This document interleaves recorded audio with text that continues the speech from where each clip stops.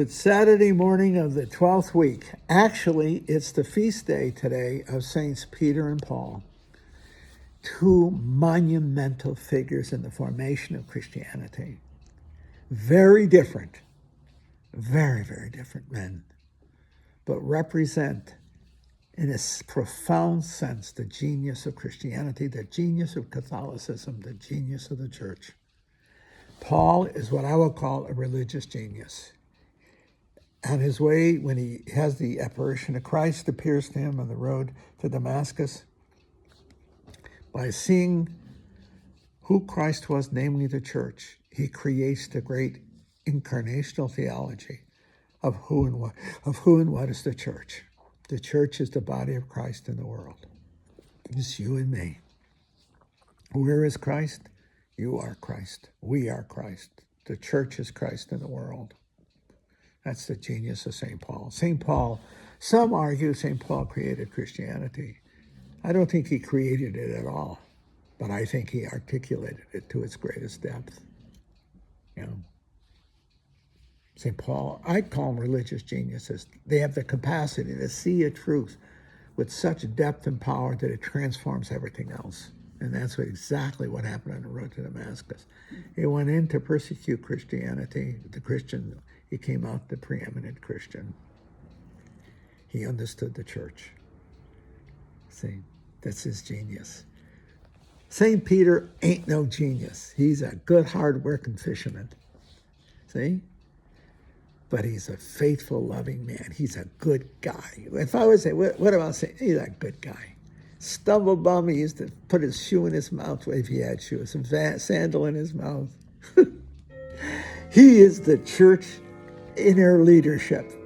In her beauty is her humanity. He is so human, so humanly flawed, so beautiful in his flaws.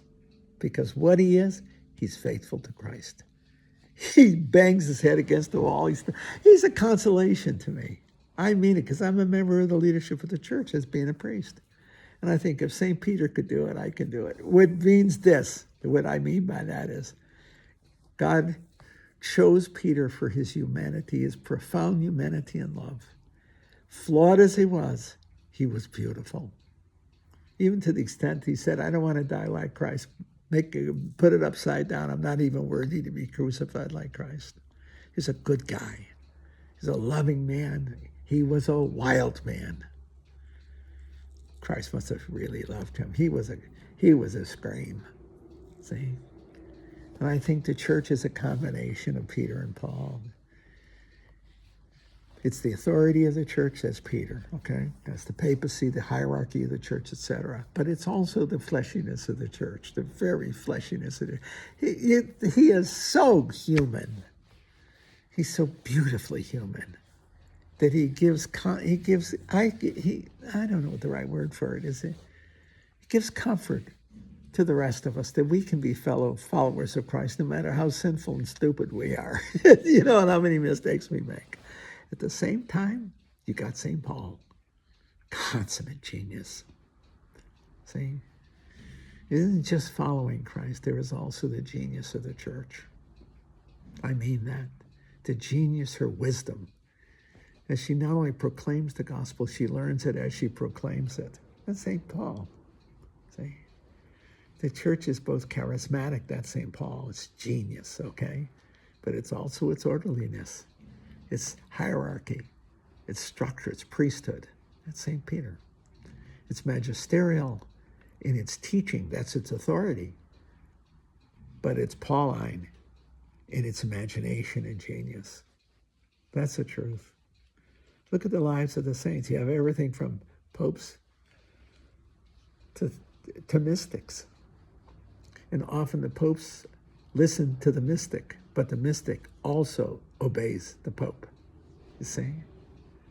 That's the beauty of at least Catholicism. Christianity is broader than that, but Catholicism never gave up on the tension between a hierarchical authoritative structure and the wildness of the mystical life. So our monasteries and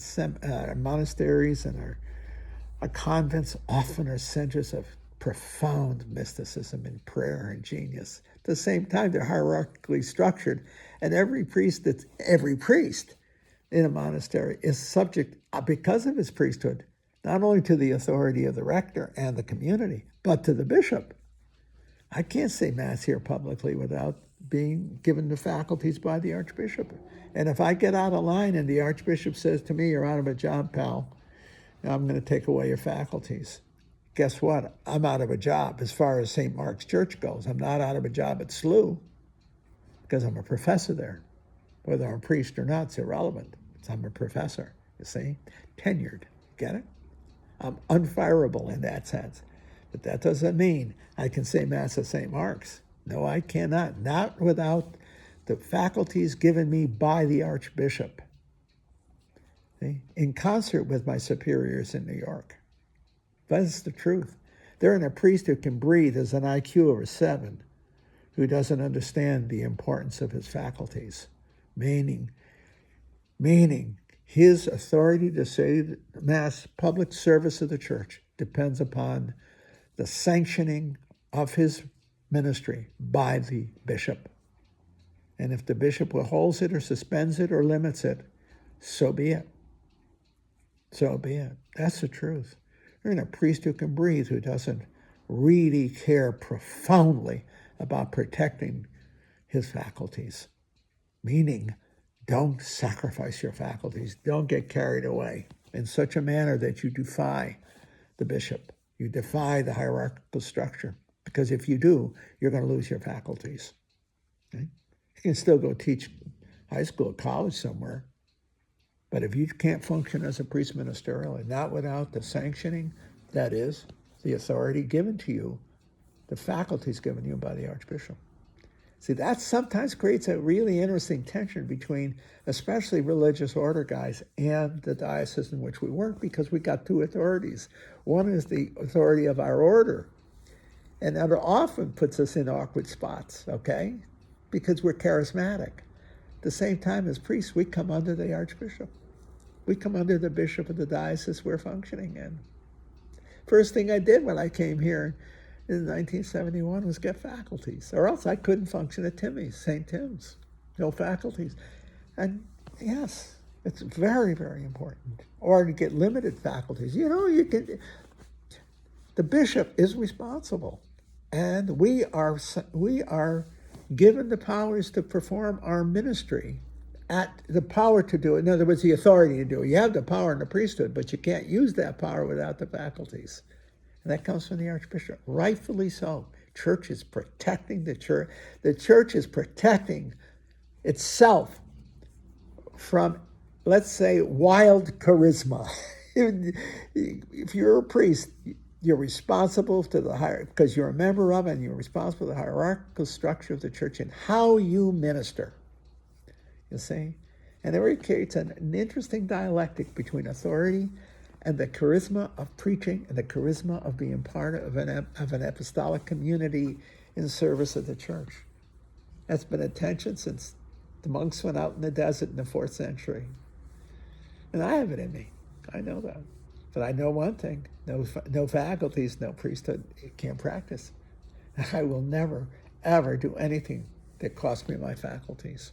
I want to exercise the priesthood in accordance with the will and structure of the bishop through the diocese. I mean, and that works right down to the pastor of the church. I can't do whatever I feel like. I depend upon the okay of the pastor. If he says, "I don't want you to do this," I can't do it. That's the end of it. And he's right. It's his responsibility and it's his authority. So, and I just got to know that. I think that's extremely important to understand that. It's neat. So the church has survived so long. It's because it's both charismatic and authoritative, hierarchical. Peter is the hierarchy. Paul is the genius. Paul went to Peter. Peter didn't go to Paul. When Paul got his calling on the road to Damascus, he went to see the apostles. He went to see Peter. It didn't go the other way around. That's interesting. In the end, the gifts we have that are given that God gives us to serve the church have to be agreed to, sanctioned, and formalized by the hierarchical structure of the church. The church will not let us play games with her people. In the end, there is a structure that has lasted 2,000 years, and that structure has kept the church safe and orthodox for 2,000 years.